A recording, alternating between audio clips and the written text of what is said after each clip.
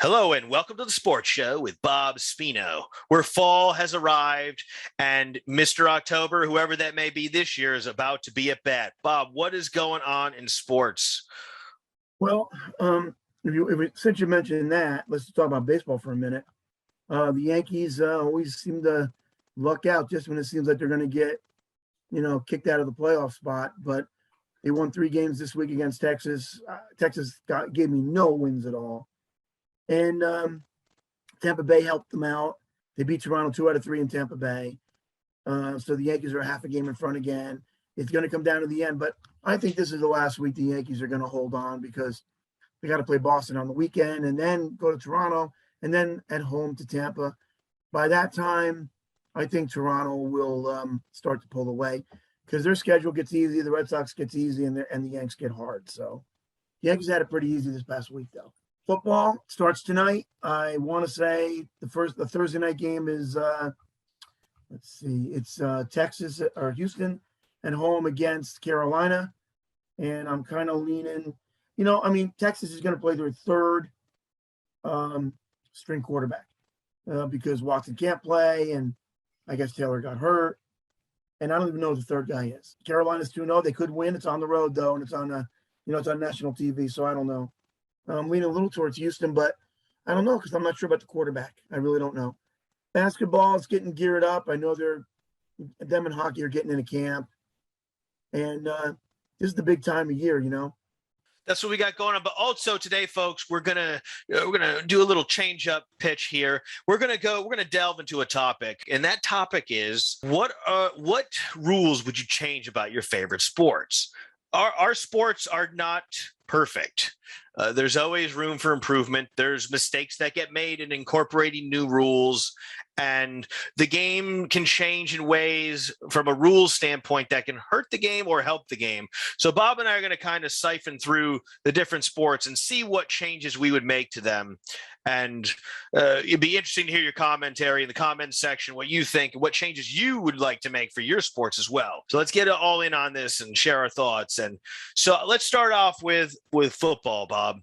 I'm going to start off right at the bat. One rule I would change. I do not like this start your possession at the 25-yard line after a kickoff, touch it back, or a knee taken. I think that's too far. It should go back to the 20 where it always was. Well, it was a 20. They wanted to put more offense in. I don't really have a problem with all that. But it does help the offense a little, and that's what offense sells, and everybody loves it. And I know everybody likes defense too, but they love to see high scoring games, and I don't have a problem with that so much. I just think that the pass interference has got to change the rule. I mean, there's no defined rule. I mean, you can put your hands on them when you want, and they won't throw a flag. And then other times you can just look at them funny and they'll throw a flag. They're so confused with the rule that they don't even know what pass interference is anymore. The other night, the Chiefs got totally shafted by the ref. Even the ref in the booth said I wouldn't have called that. It was illegal contact, and there was really no contact. I mean, it was so minimal. It was, and it made Baltimore win that game because the Chiefs sacked Jackson on the play, and then that gave them a first down and kept their drive going. Granted, the Chiefs probably should have still won if they kept passing the ball instead of handing it off. They would have won. That doesn't change the fact that that rule has to change. The roughing the passer is just crazy. I mean, I know. Look, anything south of the helmet should be a good tackle. This football, they're not supposed to dust them off and say, oh, just no, let me just let you rest on the turf right here. I mean, you're supposed to knock people senseless to a point, as long as you don't hit them in the head. And now they're calling clean tackles. And I've seen it already this year a few times. Pass interference or roughing the passer. Roughing the passer, which is just ridiculous. It's got to stop. That's a terrible rule. And the ref, look, I don't like it when I do believe the ref has to throw flags at times, but they overthrow the flag. There are certain crews that just throw it from start to finish. And I'm sitting there going, am I watching the game or just the rest, throwing another flag and penalizing somebody? So that all has to be worked out, and it should have been by now. The NFL's done nothing about it. And I'll tell you what else I would like to see change. The extra point needs to go back. to the 2-yard line. And You here's don't why. like the long extra point, Bob? No, I hate I it. like it. No, I hate it. Because the extra point is your reward for a touchdown, because the touchdown's 6 points, not 7. That's your gift for working that hard to get all the way down the field and scoring. That's a benefit point. It shouldn't have to be a hard thing that you got to achieve or a field goal. They're missing the boat there, and it's costing teams games. It really is. I mean, it's funny because when we were kids, when they would kick it, on the 2, we used to say, and sometimes the thing would go, shh, but it would be still close enough to make it through. And we were like, if that thing was 10 yards farther out, he'd have missed. And we said that all the time when we were little, and now they really are missing. Once you get the touchdown, the extra point is just that it's an extra point for you. It's a gift. It shouldn't have to be. Well, why not just have a touchdown worth 7 then, if it's going to be a gift? Well, that's right. I mean, if that's what you're going to do, but the touchdown's always been worth 6. So I guess they're not going to do that. But that's a gift point that you're supposed to have by earning the fact that you scored the touchdown and worked that hard to do it. But it's called an extra point, not the gift point, Bob. Yes, but it's the extra is because it's a gift, but it is a gift for you because you work so hard to score. So they allow you almost a free point by letting you kick it from the 2. Now they're saying, oh, you got to score a touchdown and kick a field goal to get the extra point. And that's ridiculous. I mean, that is attached to the touchdown, the extra point. And it shouldn't be a field goal separate from the touchdown. And everybody, I know a lot of fans, oh, I like it. Yeah, well, you're dumb. No offense, fans. Many fans out there are dumb. Hey, don't be calling me dumb, Bob. I like the long extra no, point. not you, Rob, not you. Everybody else. Okay, everybody else. You can trash them. I don't care. Yes. But, I mean, and it's just people going along with it. And if you really sit down and think about it, and this is what we do here, we teach you guys, and we're teaching you to think a little. It's really something that you shouldn't be. It's almost like you're penalized. Think about it. When it used to be on the 2-yard line and somebody threw a 10-yard, holding when they're ready to kick the extra point, what would they do? They'd walk it back and make it harder. Bob, how long is the extra point? It's part of the touchdown. It's part of the touchdown. Well, how long is it now? How long is the kick? 35-yarder? Is 30-yarder? I don't know. Oh, yeah. Is it over 30 yards? Yeah, it's close to it. It's like a mini field goal, 25, 30 See, I yards. like how it's not automatic. It's a variable that can mix things up. You're not just locked in on that gear. All right, they got 7. They're not missing the extra point. Well, like in the old days, the goalposts were actually on the goal line. They weren't in the back. That's right. So if you were kicking it from, on the 2 and, what is it, 7 yards? So you were kicking a 9-yard extra point. That's all it was. And that's fine. But you know what? It shouldn't, it's attached to the touchdown and a free gift for you. So it shouldn't be something separate that you really have to toil for and work for. So no, I don't like it at all. They should move it back to where it was. I hate it. All right, folks, I'll be curious to see the comments. I'm all for the long extra point. I like uncertainty in my games. And Bob is definitely in favor of the traditional extra point. And I think you made a sound argument for it, Bob. I just like the long one. What else about football? I also don't like this. I can take a knee on the 5 and get the ball at the 25 when I get a kickoff too. I am against this incremental removal of the kickoff that's taking place. I think you're right, Rob, because I was listening to the radio and they're like, oh, he caught it on the 5 and took a knee. I'm like, okay, that's what they're getting it. No, that's not where they're getting it. They're moving to 25 no matter what. Mm-hmm. And I know the whole premise was to get rid of the kickoffs. They don't want them anymore. But that's some of the exciting stuff. The kickoff is one of the most exciting moments. The crowd gets fired up. You're pumped up. Your team just scored. You're ready. Yeah, going nuts. And, big plays can happen on the kickoff. It's crazy. And I understand the reason they want to remove the kickoff for the CTE and the impact. But how about this? NFL billionaire owners and billionaire league and billionaire media conglomerates associated with the NFL. When I played in high school, the equipment was terrible. And that was over 20 years ago. And I can't imagine what the equipment was like 20 years before that, like 40 years ago. The cup was too big. The helmet was long. I mean, the helmet was a weapon. It's still hard, but I know they think it's a weapon. Rob, the people get concussions because of the helmet. I think with the old leather. I'm not talking about. Yeah, I'm talking about the ones 20 years ago. This rock solid. You got hit at any exposed part of your body by the helmet. It hurt like hell. So I know they've made pretty good strides in the equipment, uniform equipment. But you know what? It's not enough. I Let's don't think the make helmet a thing. big I got to put tell you, billions into this, I billions into R I and don't D. really think the helmet's any better. I think that they're trying to cushion it a little, but and they're lying a little. I still think it's a weapon. I still think, but this is football. These kids know going in what they're going into. At the same It's time, a I mean, hard they're game. investing millions of dollars in each player, and their knee gets cracked from the helmet. I mean, if to me, I would love to see this great R&D project by the NFL, billions of dollars poured in, get the best minds, and find some way to create a synthetic bodysuit that's lightweight, soft, but absorbs high impact. If there's a will, there's a way. We went to the moon, okay? We can make a bodysuit that absorbs impact that can reduce these injuries and prevent CTE.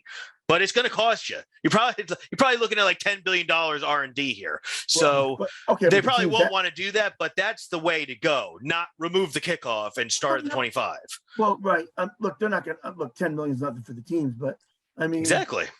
But you know what? What are we, the Jetsons? We're going to get this spacesuit to play. I mean, you don't have to make the appearance be something so out of sync.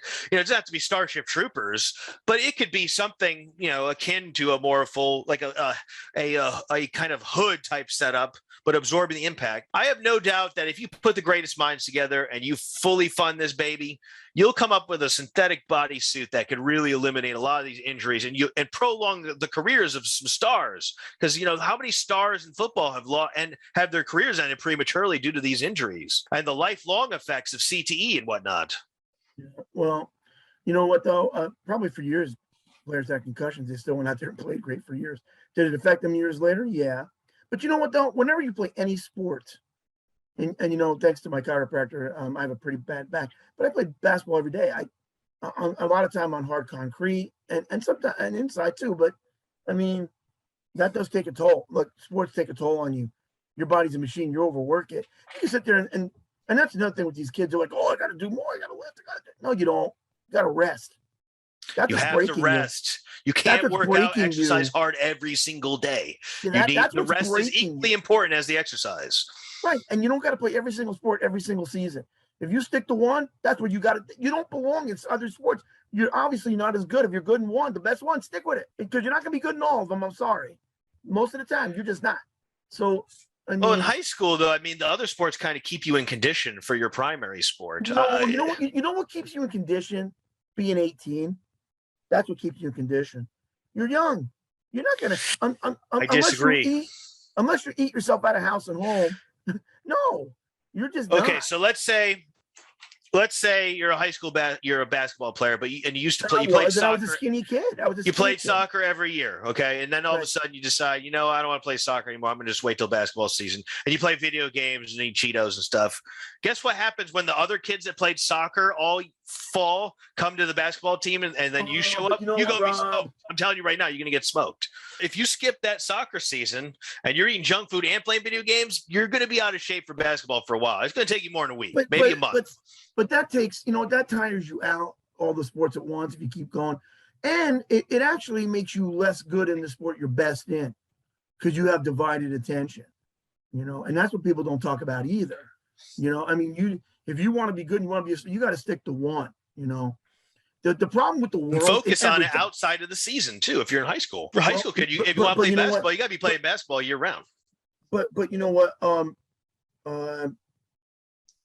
No, you don't always have to be playing it year round. But I mean, you know what? Like the problem, and not just in sports, but in the world, everybody thinks they're experts at every single thing. No, you're not. There's certain roles and certain places you should be, and other roles and places you're not good enough to be in. It's that simple. And that's causing a big problem in the world and in sports. It really is. I mean, it's unbelievable to me. Everybody thinks they're great. Everyone's everything, man or woman. Everything. Yeah. That's bunk. That's bunk. I mean, obviously, some other people have talent that you don't. And you have stuff that they don't. And you just won't admit. And here's where the pride comes in. I mean, that evil sin, again, is rearing its head because it's like, oh, I could do this because I'm me. No. Have you watched yourself play? You kind of suck. How about that? I mean, and now you're not allowed to tell them they suck. Oh, you're hurting their feelings. No, they're all Supposed to going let to the people pros, stu- Bob. Every single one of them. It don't matter. Everyone's going to be a professional athlete and play in high school right now. Well, you know what though? It does matter because you have to tell them the truth, and you know what they have to know. Oh, you're offending me. Well, your lousy play is offending me because you suck.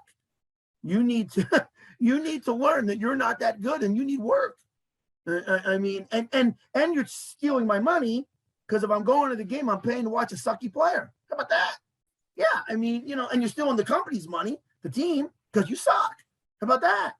Oh, it's in one's best interest to be honest and real in an assessment of oneself. Okay. I'm not tall enough to be a professional basketball player. It just is what it is. But Rob, you know what? The problem is you can't tell somebody else they're not that good. Even the coaches can't. That's a problem. Yes, exactly. If you're not receptive to a constructive form of criticism that points out, from an outside perspective, what your strengths and weaknesses are, because you can't see everything. You have your own perspective and beliefs. Then your growth is going to be stunted. Okay. Everybody, Steve, you know what though? They say you're judging. Well, yeah, from what I can see, I am judging your talent. It sucks. And you know what? It's correction. Correction is different from judging. And they try to wrap the two together. It's not together. And they try to make judgment as like a negative in itself when it's not. Judgment itself is not negative. And you know why? Excessively, okay. And you know what? Again, and problematic bias judgment, sure, problem. But and you know what? Because when you correct somebody, you hurt their pride, so they say you're judging them. Again, it's pride. It's the same thing, and they just don't want to admit it. They want to be humble and go, oh, you know what? Maybe I do need a little work. Maybe I'm not as good as I think. Yeah. And that'll help them in the long run. And then you get better. You'll get better. Right. If you get told you stink at X part of the game, and you take that and integrate it into your practice and work on that part of the game, you can improve it. Listen to the teachers and the mentors and the coaches. Listen to them. They've been around. They've seen it. They know what works and what doesn't, and they can identify skill sets of young people very well. And they can give you most of them sound There's advice. A few bad coaches that of course, there's always a given. There's always a given failure and ineptitude in coaching and mentoring and everything. But in general, if it's someone that you kind of soundly understand is worthwhile, listen to them. See what they have to say about your game. You might be able to improve it. You might not recognize the deficit that you have. And going back to the other thing, you need to take a rest. You shouldn't be, just going the 7 days a week, 2 hours in the gym stuff is not healthy. It's ridiculous. And so is too much lifting. That's ridiculous too. That needs to stop. I mean, that's actually hurting you. It hurts your ability to move. And I know they say, well, we work on our flexibility, but it still hurts you. And players are getting hurt because they're overworking and overlifting. Happens a lot. That's what's happening to the pitchers in baseball, actually. Happening a lot, but they still do it. I mean, the Yankees hired a guy that's never been a medical trainer in his life. He owns the shop down the street from Yankee Stadium. That's a like a one of those clubs you go to. You sign up for it, like physical club. Forget what they're called, but yeah, a workout place. Like my friend used to work at one. A gym? What? A gym. Yeah, Jim. He's a gym owner. Yeah, okay. Right. And that's all he is. And you know what? The Yankees are getting hurt left and right, and now he's under fire. So, yeah. Well, why did the Yankees hire an unqualified person for the job? That's a good question. Because the players liked him, and they went to Cashman and the owner and said, hey, let's bring this guy in. He really knows what he's doing. Okay. Sure he does. And he's not a medical guy. And look what, my brother and I talked about that, and look what's happening. I mean, they're getting hurt. So your brother Bob might be looking at a Yankees opening position. Yeah, it could be. Who knows? He knows Cashman and Torrey. But I don't know. Sometimes he seems like he wants to go there and in the pros, and other times like, I'm getting old. I don't know if they're going to hire. Yeah, but you know what? He really could do it and probably should. You know what I'm saying? Probably should. Oh, I think it'd be great if Tony took the helm at the Yankees training staff. Or the Mets. The Mets are even or the worse. Mets, yeah. The Mets are even worse. Their medical staff was 30 years or 40 years behind everybody else. Still is pretty much.